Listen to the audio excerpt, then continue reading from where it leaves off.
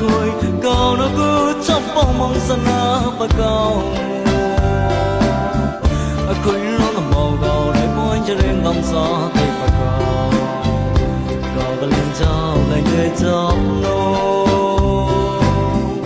mình cho môi mong cao như vậy lên đi bà cao mình cho môi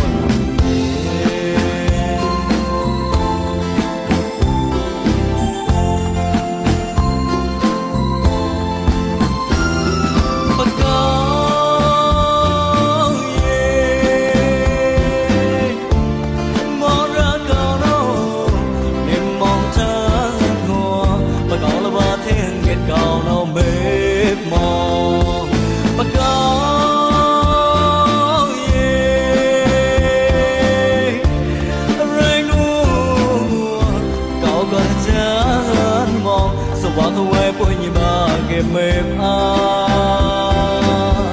cao cái lên trào lấy nung tê chót qua tê chót thì bà cao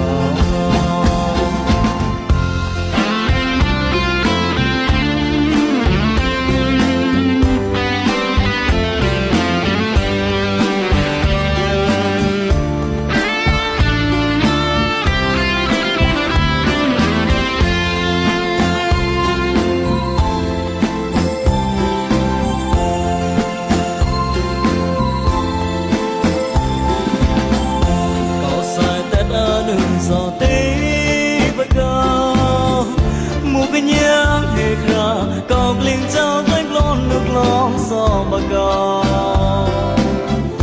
hót nước huệ vừa như ba hết tộc có như tần nọ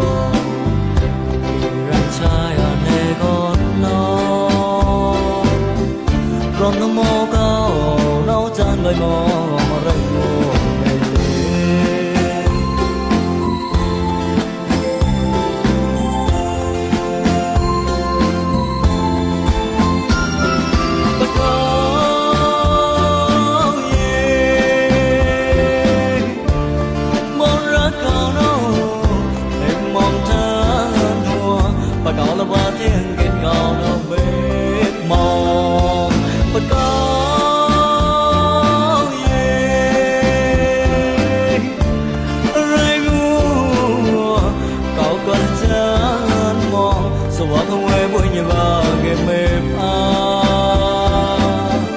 cao cái lên trào lấy nung tê chót qua ngọn tê chót hoàng bà cao cao cái lên trào lấy nung tê chót qua ngọn tê chót hoàng tê bà cao